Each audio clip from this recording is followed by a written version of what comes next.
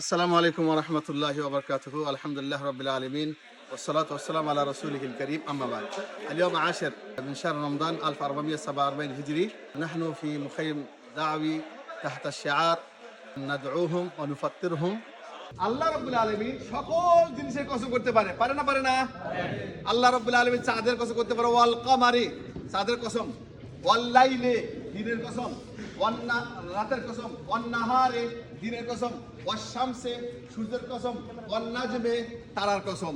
তাহলে আল্লাহ সব কিছুর কসম করতে পারে না কিন্তু বান্দা শুধু আল্লাহর কসম করবে। কার কসম? বলতে হবে আল্লাহ। अस्सलाम वालेकुम।